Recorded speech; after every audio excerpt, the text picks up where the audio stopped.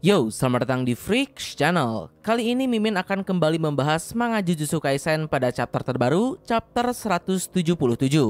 Oke, langsung saja. Pertama, seperti biasa, bisa Mimin bilang pada chapter sebelumnya merupakan chapter show off sekaligus perkenalan dari dua pilar yang tersisa, yaitu Uro Takako dan Ichigo Ryu. Di sana kita diperlihatkan tentang cara kerja dari teknik kutukan Uro yang mana dirinya dapat memanipulasi sebuah ruang. Tidak hanya Uro, kita juga diperlihatkan kemampuan milik Ryu, di mana dirinya mampu menembakkan serangan yang super besar dari rambutnya. Dan chapter pun berakhir dengan pertarungan singkat antara Yuta melawan Uro dan Ryu, yang mana pertarungan ini akan mengarah pada pertarungan tiga arah, karena baik Uro, Yuta, dan Ryu, tidak satupun dari mereka terlihat berniat beraliansi satu sama lain. Nah oke, masuk pada chapter terbaru. Chapter kali ini memiliki judul Sendai Colony Part 4. Panel pertama sendiri dibuka dengan melanjutkan dari adegan chapter sebelumnya. Di sini setelah Yuta berkata pada Ryu untuk bertarung lebih dekat, Ryu pun kemudian memberikan sebuah analogi pada Yuta. Namun karena analogi tersebut sampah, Ryu pun mengganti topik dan melanjutkan pembicaraannya. Di sini Ryu bilang, jika ada seseorang yang bertanya apakah dirinya memiliki sebuah penyesalan, Ryu akan menjawab tidak.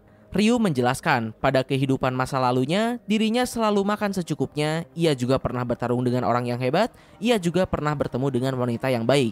Intinya si Ryu ini bisa dibilang memiliki kehidupan yang normal, atau bahkan terbilang cukup bagus. Sekaligus, hal ini juga mengkonfirmasi kalau Ryu merupakan shaman dari generasi lama. Lalu di sisi lain, Ryu pun juga menyadari dan mengakui kalau dirinya memiliki kehidupan yang tidak buruk. Namun baginya, kehidupannya yang jelas dan mulus tersebut terasa menyebalkan. Dan Ryu pun berkata kalau dirinya menginginkan sesuatu yang dalam tanda kutip manis. Yang menurut Mimin, sepertinya si Ryu ini menginginkan sebuah momen yang dapat membuatnya puas dalam kehidupan. Contohnya di Cipok Yuta seperti Kurorushi mungkin bisa membuat Ryu puas dan tidak ingin hidup lagi. Ya, terlepas dari itu, ngomong-ngomong sebelum lanjut, menariknya keluh kesah si Ryu Ichigori ini sesuai dengan perkataan Uro sebelumnya, yaitu orang-orang yang menerima tawaran Kenjaku adalah orang-orang yang memiliki penyesalan di kehidupan sebelumnya. Yang tentu itu berarti setiap shaman lama ini memiliki tujuan masing-masing yang ingin dicapai di kesempatan keduanya saat ini, tidak hanya sekedar hidup kembali semata. Walaupun tentu saja akan banyak dari mereka yang memiliki penyesalan konyol, contohnya seperti Ryu. Tapi terlepas dari itu, pasti ada juga yang memiliki tujuan serius, seperti Kashimo Hajime dan mungkin Uro Takako, terkait dengan masalahnya dengan klan Fujiwara. Nah oke, lanjut cerita. Berikutnya setelah perbincangan tersebut selesai, pertarungan pun pecah kembali. Di sini dengan cepat Ryu tiba-tiba ada di hadapan Yuta dan menyerangnya. Yuta bergumam kalau serangan Ryu memiliki kekuatan yang sangat besar dan eksplosif. Kecepatan dan reaksinya pun juga sangat tinggi. Yuta bahkan sampai bilang, jika tanpa pertahanan yang benar, bahkan dirinya sekalipun akan terluka. Sementara itu di sisi lain Ryu juga memiliki kesannya sendiri terhadap Yuta.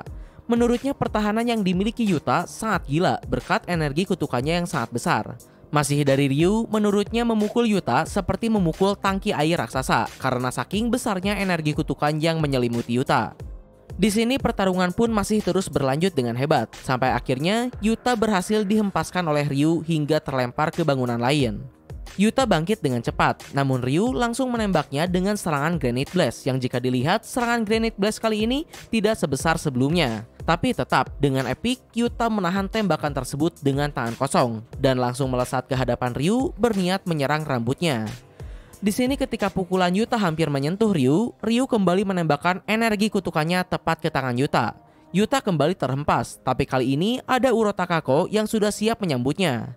Di sini Uro menggunakan teknik yang cukup unik, yang mana dirinya membuat sebuah retakan ruang di mana Yuta berada, sehingga Yuta langsung kembali terhempas ke arah lain. Sementara itu melihat pertarungannya diganggu tanpa basa-basi, Ryu juga langsung menembak Uro. Tentu Uro mampu menghindari serangan tersebut. Bahkan tidak hanya menghindari, di sini Uro memutar ruang yang ada di sekitarnya dan mengembalikan tembakan tersebut pada Ryu. Ya, menurut Mimin sih kemampuan Uro ini merupakan counter alami dari teknik milik Ryu. Karena tentu saja dengan kemampuannya untuk memanipulasi ruang, Uro dapat dengan mudah menghindari atau bahkan mengembalikan serangan Ryu seperti tadi. Dan yap, lanjut cerita, Ryu pun kena telak oleh serangannya sendiri. Bahkan ia pun mengakui kalau serangannya sangat menyakitkan. Sementara itu pada panel berikutnya kita diperlihatkan Yuta, Ryu, dan Uro yang saling berhadap-hadapan.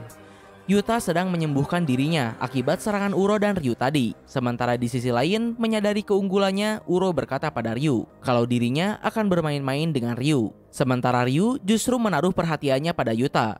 Melihat Yuta sedang menyembuhkan diri, Ryu pun bergumam, melawan seseorang yang mampu menggunakan teknik kutukan terbalik sangatlah menyusahkan. Apalagi Yuta ada di tingkatan yang berbeda karena energi kutukannya yang sangat besar. Di sini Ryu pun kembali berkata, berhubung sebelumnya Yuta telah terkena serangan fatal dari Kurarushi, Uro dan Ryu sendiri, sejak tadi Yuta selalu menggunakan teknik kutukan terbaliknya, yang mana teknik tersebut menguras banyak sekali energi kutukan. Dan menurut Ryu, energi kutukan Yuta yang sedari tadi terasa tak berujung, mulai terlihat dasarnya. Yap, karena seperti yang kalian tahu, energi kutukan milik Yuta ini hanya sangat besar, bukan tidak terbatas, bukan pula seperti Gojo yang tidak bisa habis. Jadi tentu artinya kekuatan besar Yuta tersebut tetap bisa habis. Oke, selanjutnya beralih pada sisi Yuta.